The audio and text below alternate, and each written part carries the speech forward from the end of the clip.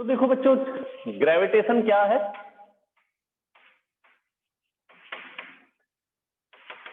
Chapter name is gravitation. और gravitation होता क्या है? ये एक फोर्स होती है और वो एग्जर्ट कौन करता है? यूनिवर्स के अंदर कोई भी बॉडी उसके पास वाली बॉडी को अपनी तरफ अट्रैक्ट करती है, और अट्रैक्ट करती है तो क्या करेगी? फोर्स एग्जर्ट करेगी। तो ये जो फोर्स लगाती है, इस फोर्स को ही हम कौन सी फोर्स बोलते हैं? ग्रेविटेशन। सिंपल वे में ग्रेविटेशन बोल सकते हैं या ग्रेविटेशन फोर्स बोल सकते हैं। तो सपोज इसका मास m, ये स्मॉल बॉडी स्मॉल m मास है, तो ये इस बॉडी को अपनी तरफ अट्रैक्ट करती है, और जिस फोर्स से अट्रैक्ट करती है दैट इज ग्रेविटेशन या ग्रेविटेशन फोर्स। अब बात करते हैं ग्रेविटी। ग्रेविटी भी फोर्स है, ग्रेविटेशन भी फोर्स है, ग्रेविटी भी फोर्स है, लेकिन ग्रेविटेशन और ग्रेविटी में डिफरेंस वो थोड़ा सा है। अगर हमारी इन दो बॉडी में, यूनिवर्स के अंदर दो बॉडी के अंदर अगर क्या होगी?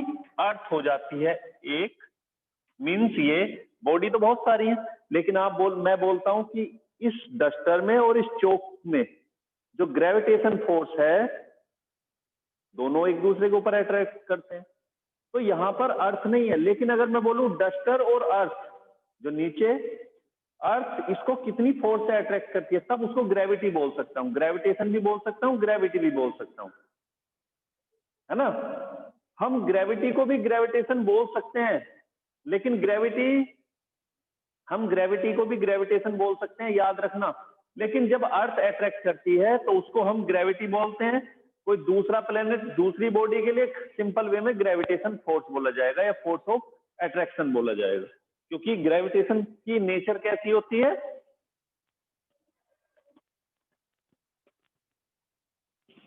क्योंकि ग्रेविटेशन फोर्स की नेचर कैसी होती है? फोर्स ऑफ अट्रैक्शन वाली, अट्रैक्ट करते हैं। ठीक है ना? तो समझ आ गया डिफरेंस क्या है? डिफरेंस क्या होगा? ग्रेविटेशन और ग्रेविटी, सिमिलरिटी क्या है? ग्रेविटेशन ग्रेविटी दोनों अट्रैक्टिव फोर्स हैं, लेकिन अगर दो बॉडी में से एक बॉडी अर्थ हो जाती है तो उस केस में, अर्थ के केस में हम क्या बोलते हैं? दो में से एक अर्थ होती है, दूसरी बॉडी कुछ भी होगी, हम सब हैं, पर्सन, ह्यूमन बीइंग, बिल्डिंग वगैरह वगैरह, काफी सारा मटेरियल अर्थ के ऊपर है। तो उस फोर्स को कौन सी फोर्स बोलेंगे? ग्रेविटी। ग्रेविटेशन भी बोल सकते हो, लेकिन वो होता क्या है? ग्रेविटी। ठीक, याद रहेगा। नेक्स्ट टॉपिक पे आते हैं जहां पे हम चल रहे थे।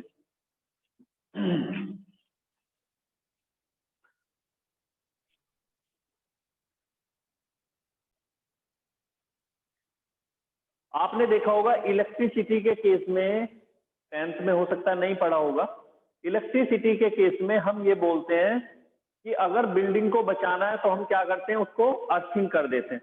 देखा होगा मंदिर, मस्जिद, है ना, गुरुद्वारा या चर्च, सबके ऊपर बोलते हैं कि मंदिर के ऊपर त्रिशूल रखी होती है, मस्जिद के ऊपर कुछ गुंबद टाइप की एक रोड रहती है, चर्च पे भी देखा होगा। हालांकि वो सब प्रतीक बना दिया है, सिंबल बनाया है किसी ना किसी पर्पस से, लेकिन रियल में उन सबको बिल्डिंग के ऊपर अगर बनाया लगाया हुआ है तो उसके अंदर एक साइंस है। और वो साइंस क्या होती है? कि जब लाइटिंग होती है, बादलों की गड़गड़ाहट होती है ना, तो लाइटिंग होती है, स्पार्किंग होती है आसमान में, देखा होगा ना, बिजली चमकती है, तो स्पार्किंग है, वो रियल में इलेक्ट्रिसिटी है। तो वो इलेक्ट्रिसिटी कई बार अर्थ पे के ऊपर आके गिर जाती है और वहां से काफी ज्यादा डैमेज होता है, नुकसान होता है।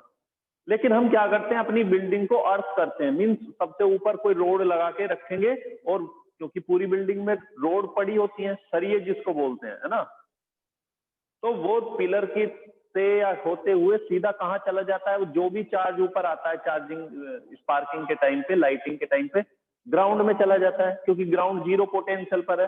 और तुमने पढ़ा है इलेक्ट्रिसिटी कहां से कहां की तरफ फ्लो होती है? मीन्स इलेक्ट्रिसिटी का मतलब चार्ज हाई पोटेंशियल से लो पोटेंशियल की तरफ, और जीरो पोटेंशियल पे अर्थ है, तो सारा अर्थ के अंदर चला जाएगा और हम डैमेज होने से बच जाते हैं, हमें इलेक्ट्रिक शॉक नहीं लगता। तुमने देखा होगा कई सारे इलेक्ट्रिक डिवाइस के अंदर भी तीन पिन की प्लग होती है। हालांकि बोलते हैं दो है, तीसरे का तो कोई यूज नहीं। तीसरे का होता है बेटा। तीसरे का क्या रोल होता है? कि वो उस बॉडी से होके टच होके बाहर आता है, और वो तीसरा जो प्लग होता है वो अर्थिंग रहता है। वो इसलिए ताकि कई बार हमारी मेटेलिक बॉडी में, प्रेस में या कोई और है, कूलर है या कुछ भी है, फ्रिज है, उसकी मेटेलिक बॉडी में कई बार करंट आ जाता है और कई बार करंट लग जाती है। तो अगर हमने तीसरी वायर उसकी बॉडी से टच होकर वो अर्थिंग में है, तो उससे फायदा क्या होगा, वो सारा चार्ज उसको चला जाएगा और हमें करंट नहीं लगेगा। तो इसको बोलते हैं। अब इसी वे में यहां तो हमने क्या किया, बिल्डिंग को बचा लिया, इलेक्ट्रोस्टैटिक शील्डिंग इसको बोलते हैं पूरे प्रोसेस को। इलेक्ट्रोस्टैटिक शील्डिंग का मतलब क्या है कि जिसमें हम इलेक्ट्रिसिटी के डैमेज होने से अपने बिल्डिंग को, अपने आप को बचा सकते हैं। मान के चलो, तुमने ये भी सुना होगा, कोई पर्सन कहीं फिर मैदान में था और इलेक्ट्रिसिटी, बिजली गिरी और वो वहीं पे एक्सपायर हो गया, वहीं पे ऑन द स्पॉट उसकी डेथ हो गई। तो अगर आप मैदान में है तो उस टाइम पे क्या करना चाहिए, उस टाइम पे आपको कोई भी मेटेलिक बॉडी हो उसके अंदर आराम से बैठ जाना चाहिए। मतलब ये, अगर बस है, आपके पास कार है, बस है या कुछ भी, और देख रहे हो बाहर लाइटिंग हो रही है, आज बारिश का मौसम है, तो आराम से कार में बैठ जाओ, कुछ नहीं होगा। क्यों? क्योंकि उसके अंदर लाइटिंग नहीं होती, पूरा का पूरा जो चार्ज आएगा उसकी बॉडी के ऊपर रहेगा, लेकिन उसके अंदर नहीं कोई प्रॉब्लम क्रिएट होगी। इस प्रोसेस को, जिसमें हम इलेक्ट्रिसिटी से डैमेज से बचा सकते हैं अपने आप को, इसको बोलते हैं इलेक्ट्रोस्टैटिक शील्डिंग। इसी तरह से अब जरा मेरे क्वेश्चन को ध्यान देना, इलेक्ट्रोस्टैटिक शील्डिंग में होता क्या है। इलेक्ट्रिक फील्ड आपने पढ़ा है, इलेक्ट्रिक फील्ड का मतलब जिसमें पॉजिटिव चार्ज एक दिया, मेटेलिक बॉडी से कवर कर दिया,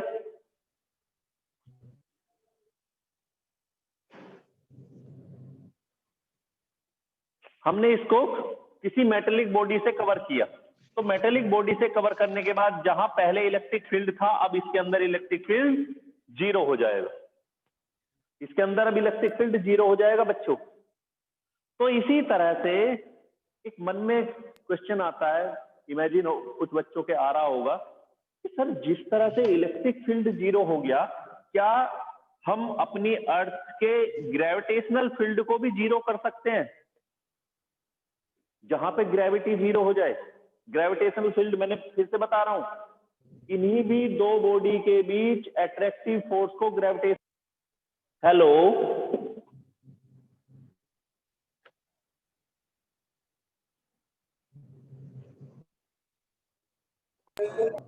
इलेक्ट्रिक फील्ड जीरो कैसे हुआ? ये चार्ज था, पॉजिटिव चार्ज, और इसके चारों तरफ पहले फील्ड था, लेकिन हमने इसको मेटेलिक बॉडी से कवर किया, है ना, इसके अंदर इलेक्ट्रिक फील्ड था। अब मान के चलें यहां पे पॉजिटिव चार्ज है, ये इसका इलेक्ट्रिक फील्ड होगा चारों तरफ। अब मैंने क्या किया, एक मेटेलिक बॉडी को यहां रखा है, ये एक मेटेलिक बॉडी है। अब इस मेटेलिक बॉडी के अंदर हम देखते हैं इलेक्ट्रिक फील्ड कितना हो जाता है, जीरो। अब क्वेश्चन मन में आता है कि जिस तरह से यहाँ पे इलेक्ट्रिसिटी के केस में मेटेलिक बॉडी को रखा, क्या कुछ ऐसी पॉसिबिलिटी है जहां पे हम ग्रेविटी को जीरो करें? ग्रेविटी को जीरो मतलब, तुमने देखा होगा स्पेस में जब प्लेन वगैरह जाते हैं, है ना, तो वहां पे क्या होता है कि ग्रेविटी जीरो हो जाती है। वो स्विम, ऐसा लगता है जैसे हवा में तैर रहे हैं, स्विम कर रहे हैं प्लेन के अंदर। तो तुम्हें बता दूं, अर्थ के ऊपर ऐसी पॉसिबिलिटी नहीं है, ग्रेविटेशनल शील्डिंग पॉसिबल नहीं है कि हम, मान के चले, क्वेश्चन मन में आता है कि हम रूम के अंदर पूरा रूम बनाएं और रूम में बैठ जाएं, तो क्या ग्रेविटी जीरो हो जाती है? नहीं होती। भाई आप रूम में बैठे हो, सबके सब जंप करोगे, नीचे ही आओगे, ऐसा थोड़ी ना कोई जंप करे और ऊपर चला जाएगा छत में उड़ते हुए, जैसे प्लेन में देखा होगा, सैटेलाइट में या इस तरह से रॉकेट वगैरह में जब जाते हैं, देखा होगा ना कई बार, तो वहां पे क्योंकि वो ग्रेविटेशनल फील्ड से बाहर चले जाते हैं। हालांकि ग्रेविटेशनल फील्ड से बाहर का मतलब ऐसा नहीं कि वो कहीं बहुत दूर चले गए हैं, ग्रेविटेशनल फील्ड का से बाहर बोलते जरूर है, लेकिन फील्ड हर जगह है, ये बस समझ लो तुम, फील्ड हर जगह होती है। बस रीजन क्या है, फॉर्मूला आपने पढ़ा था कल ग्रेविटेशनल फोर्स के लिए, F = G(m1) या M upon r square, means दो बॉडी का मास का प्रोडक्ट अपॉन डिस्टेंस स्क्वायर। देखो दोनों बॉडी का मास तो फिक्स रहेगा, एक अर्थ है, दूसरा जहां पे भी मान के चलो अर्थ, और हम अर्थ से जितनी दूर जाएंगे दोनों का प्रोडक्ट तो फिक्स रहने वाला है। डिपेंड करेगा आर के ऊपर। आर जितना ज्यादा होगा एफ उतना ही कम होगा, क्योंकि स्क्वायर में है। तो जब हम अर्थ सरफेस से काफी ज्यादा हाइट पे पहुंच जाते हैं तो हमारी फोर्स कम हो जाती है। वहां पे हमें ऐसा एक्सपीरियंस होने लगता है कि जैसे अब ग्रेविटी नहीं रही। भाई जैसे यही दीवार है या कोई कार है और कार के आप साइकिल को पुश करते हो, साइकिल चलती है। मैं इस डस्टर को पुश करता हूँ, इशारे भर से चलता है, बहुत माइनर फोर्स से। इसकी जगह वेट मास अगर बढ़ाता जाऊंगा और एक टाइम पे ट्रक या पहाड़ या और बड़ी बॉडी आए तो उस टाइम पे क्या होगा, फील ही नहीं होगा उसे। तो इसी तरह से वही चीज जब ज्यादा होती चली जाती है तो उस टाइम पर ये ग्रेविटेशनल फोर्स की वैल्यू नेग्लेक्ट हो जाती है, जीरो नहीं होती। हम बोल जरूर देते हैं कि ग्रेविटेशनल फील्ड से बाहर, ग्रेविटेशनल फील्ड बाहर कभी नहीं होता। आपको बता दूं, मान के चले आप अभी थोड़ी देर के लिए इमेजिन करें, मैंने प्लेनेट यहां हमारी अर्थ है, ये मार्स है, ये जुपिटर है, सैटर्न है, इस तरह से मतलब थोड़े थोड़े मैंने ऐसे ही कंसीडर किया। और सबके बीच में ये सन। बोले सर सन छोटा बना दिया, प्लेनेट बड़े बना दिए। चलो ये और ये बड़ा सा सन, ये चारों तरफ चक्कर लगा, ये ऐसे चल रहा है, ये ऐसे चल रहा है, ये ऐसे चल रहा है। सबकी ऑर्बिट अलग अलग होती है तो सब जानते हैं। तो इस तरह से अब मान के चलो हमारी अर्थ है यहाँ, आप अर्थ से यहाँ आते हो तो आप बोलते हो कि हम ग्रेविटेशनल फील्ड से बाहर चले गए। कैसे पॉसिबल है बच्चों? वैल्यू कम हो गई है, और वैल्यू इतना कम हो गई कि अब वो बॉडी को एक्सपीरियंस ही नहीं हो रहा, लगभग नेग्लेक्ट वे में हो रहा है। मान के चलो जहां वैल्यू थी न्यूटन में 50 न्यूटन 60 न्यूटन और वहां वैल्यू आ गई 0.000 समथिंग इतना, तो क्या एक्सपीरियंस होगा? अभी मैंने बताया इस डस्टर को मैंने 1 न्यूटन भी लगाया, बहुत ज्यादा फील होगा, लेकिन 1 न्यूटन फोर्स अगर मैं ट्रक को चलाने के लिए लगाऊंगा कोई इफेक्ट नहीं आएगा। वो ट्रक कहेगा मेरे ऊपर तो असर भी नहीं है, मुझे तो फील भी नहीं हो रहा, ये 1 न्यूटन है। तो वही चीज जब ज्यादा हाइट पे हम जाते हैं, सरफेस से ज्यादा ऊपर चले जाते हैं, तो वहां पे ग्रेविटेशनल फील्ड को कहते जरूर है कि वहां पे जीरो है, ग्रेविटी नहीं है, लेकिन रियलिटी ये है ग्रेविटी तो है, वैल्यू इतनी कम है कि वो एक्सपीरियंस नहीं होती। समझ आ गया ना?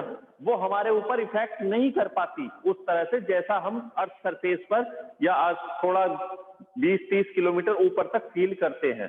सबसे ज्यादा तो अर्थ सरफेस पे फील होता है। और यदि देखा जाए तो कई सारे रीजन हैं, ग्रेविटी की वैल्यू भी अलग अलग वे में चेंज होती है, उस टॉपिक पे भी आएंगे। ठीक है, तो अब हम नेक्स्ट टॉपिक हमारा है एक्सेलरेशन ड्यू टू ग्रेविटी, क्योंकि इस चैप्टर में इसका इंपॉर्टेंट रोल है। नेक्स्ट टॉपिक एक्सेलरेशन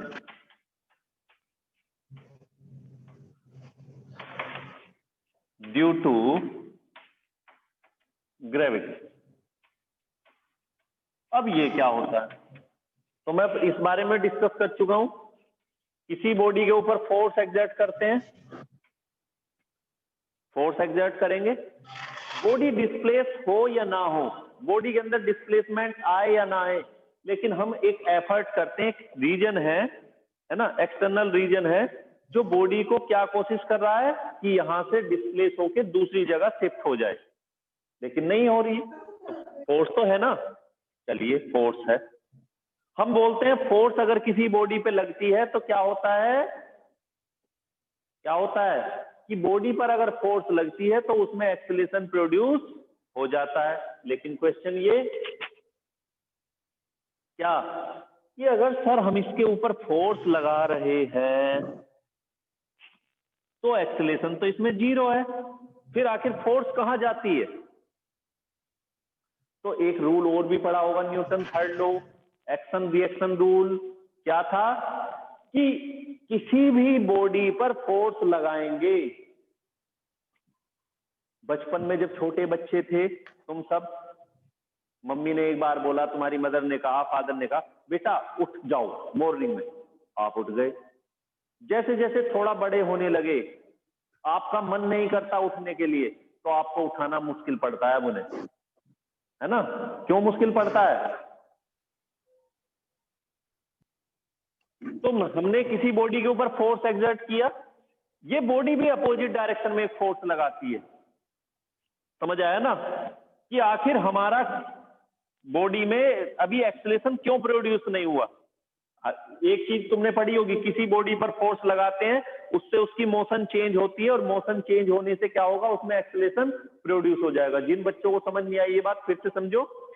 मैंने बोला किसी बॉडी के ऊपर फोर्स एक्सर्ट करते हैं, और फोर्स एक्सर्ट करने से क्या होता है, अगर बॉडी मोशन में है तो क्या होगा, बाय चांस उसकी 100% ये नहीं है कि वो उसकी स्पीड चेंज हो ही जाएगी। मैंने बोला अगर उसकी स्पीड चेंज होती है तो मान के चलो 40 थी, फोर्स लगाने से क्या हुआ, 41 हो गई, 42 बढ़ते जाती है, एक्सेलरेशन है। एक पॉसिबिलिटी और भी है कि बॉडी की स्पीड फिक्स है, फोर्स लगा रहे हो आप, और फोर्स लगी हुई है लेकिन बॉडी स्पीड उसी स्पीड से चलती है। ऐसा तब होगा, कब हो सकता है कि आप जब फोर्स लगा रहे हो, आप उतना ही फोर्स लगा रहे हो जो किसके अगेंस्ट जाता है, रोड के फ्रिक्शन के अगेंस्ट। भाई व्हीकल चलती है रोड के ऊपर, आगे से एयर का प्रेशर भी आता है, देखा होगा एयर का प्रेशर तो आपने, भाई आप विंडो में बैठे होते हो कार के, ट्रेन के, बस के, तो आपको ऐसा लगता है जैसे हवा पीछे की तरफ आती है। क्यों लगता है ऐसे? मान के चलो यही डस्टर है, जब ये आगे की तरफ जाएगा तो यहाँ के पार्टिकल होंगे यहाँ पर एयर पार्टिकल है, वो एयर पार्टिकल जब ये आगे बढ़ेगा तो ये किसकी जगह लेती है बॉडी, एयर पार्टिकल की। तो एयर पार्टिकल खिसक के कहाँ आएंगे, इसके पीछे आएंगे। तो आपको क्या फील होता है, जैसे हवा पीछे की तरफ चलने लगी। जितनी तेज चलेगा उतनी तेजी से एयर पार्टिकल आएंगे, तो आपको हवा भी बड़ी तेजी से फील होगी। तो ये रीजन होता है पीछे हवा आने का। अब जब ये चलता है तो देखो कहां कहां किस किस के अगेंस्ट फोर्स की जरूरत होगी हमें। एक तो एयर पार्टिकल के अगेंस्ट, क्योंकि एयर पार्टिकल को पुश करना है, वो पीछे आएंगे, आपको उनकी जगह से करना है। दूसरा नीचे टायर होंगे, फ्रिक्शन के अगेंस्ट जाएगी, तो कुछ फोर्स चाहिए ना हमें। अब हमने उतनी फोर्स बॉडी को दी है जो किसके अगेंस्ट जरूरी होती है, एयर के और फ्रिक्शन के। मान के चलो 5 न्यूटन फोर्स चाहिए थी बॉडी को, इसे 5 न्यूटन फोर्स चाहिए, किसके लिए, फ्रिक्शन और एयर के लिए। कांस्टेंट स्पीड से चलती रहेगी, अगर मोशन में आ गई तो, वरना तो ऐसा भी हो सकता है इसे 5 चाहिए था, तो आपको इसे रेस्ट से मोशन में लाने के लिए, कितना फोर्स लगाना होगा, 5 प्लस लगाना होगा, तब ये मोशन में आएगी। एक बार मोशन में आए फिर तो आपको 5 की जरूरत पड़ेगी, पढ़ भी चुके हो। Static friction, limiting static friction, और तीसरा काइनेटिक फ्रिक्शन। तीनों में सबसे ज्यादा लिमिटिंग फ्रिक्शन होता है, इसीलिए एडजस्टेबल भी बोला जाता है। ये इस बारे में डिस्कस कर चुके हैं।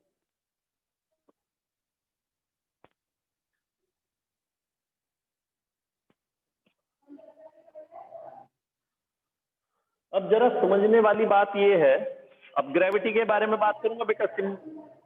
अभी तक मैंने सिंपल एक्सेलरेशन की बात की। एक्सेलरेशन की जरूरत हमें कहां पड़ती है, बॉडी को रेस्ट से मोशन में लाने के लिए, सॉरी फोर्स की रेस्ट से मोशन में लाने के लिए, यहां भी क्लियर होती है। जिस बात को मैं बताना चाह रहा था, F=ma फॉर्मूला यूज हो रहा है, ये लगेगा, ये रिजल्टेंट फोर्स के लिए। बॉडी रेस्ट में है, मोशन में लेने के आना है, तो देखो वेलोसिटी अभी कितना है, 0। जब मोशन में आएगी 1 2 3 इस तरह से चलेगा, तो एक्सेलरेशन तो आएगा। क्यों आएगा एक्सेलरेशन, क्योंकि वेलोसिटी में चेंज है। एक बच्चे ने क्वेश्चन किया कि सर फोर्स भी लगाई हुई है लेकिन बॉडी रेस्ट में है। अगर बॉडी रेस्ट में है तो एक्सेलरेशन तो 0, और अगर एक्सेलरेशन 0 तो फिर फोर्स कहां पे जाता है। तो अब समझ आ गया होगा ना, जिस बात को मैंने अभी क्लियर किया कि बॉडी रेस्ट में है, आप फोर्स एक्सर्ट करते हो, तो फिर फोर्स जा कहां रही है। तो बताया था हर कोई बॉडी अपोजिट डायरेक्शन में रिएक्शन फोर्स लगाती है। ये डिपेंड करता है बॉडी पर कि उस बॉडी का मास कितना है, कितना रिएक्शन फोर्स लगाती है। कई बार अच्छा भी होता है रिएक्शन लगाना, कई बार गलत भी होता है।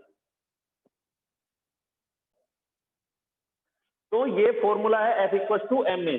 बॉडी रेस्ट में है लेकिन एक्सेलेरेशन नहीं है, तो इसका मतलब क्या होगा कि हमने एक्शन लगाया F अपोजिट डायरेक्शन में, रिएक्शन किस वे में आ सकता है, फ्रिक्शन फोर्स में, किसी भी तरह से अपोजिट। ये बॉडी भी उतना ही अपोजिट रिएक्शन फोर्स लगाती है, इसलिए रेस्ट में रहती है, एक्सीलरेशन नहीं आता।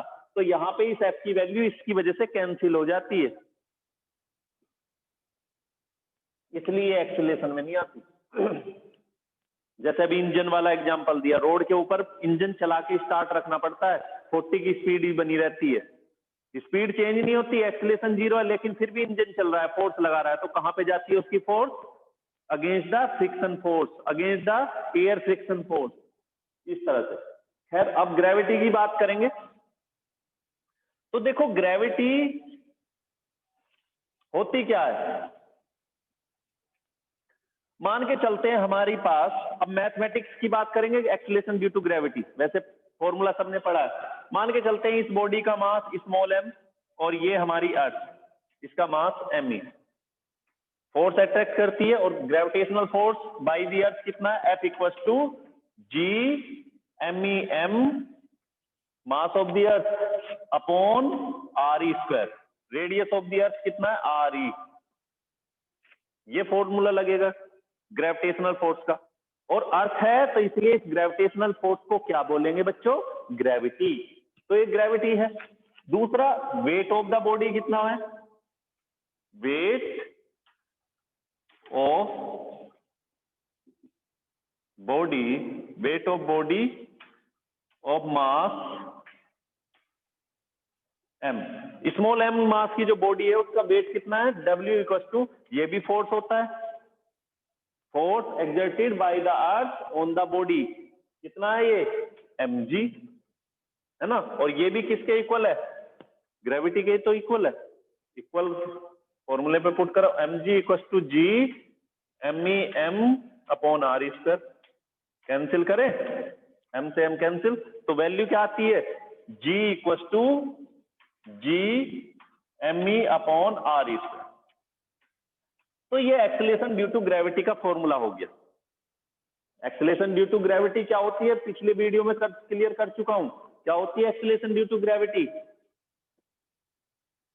द चेंज इन वेलोसिटी, मान के चले अर्थ के सरफेस से ऊपर किसी हाइट पे कोई बॉडी है और वो नीचे ड्रॉप होती है, नीचे गिरते हुए आती है, फॉल होता है उसका।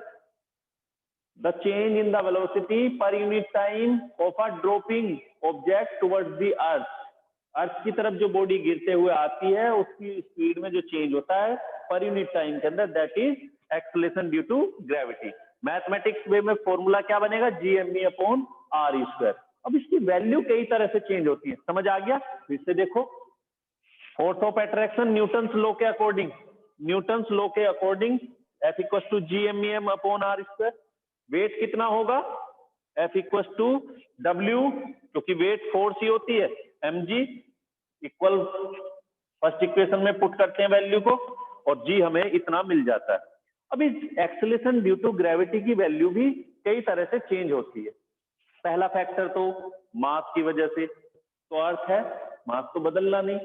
दूसरा फैक्टर क्या है? रेडियस है, क्योंकि अर्थ की रेडियस इक्वल नहीं है, सबने पढ़ा है, जानते हैं, ज्योग्राफी में पढ़ा है कि अर्थ की रेडियस इक्वेटर पर,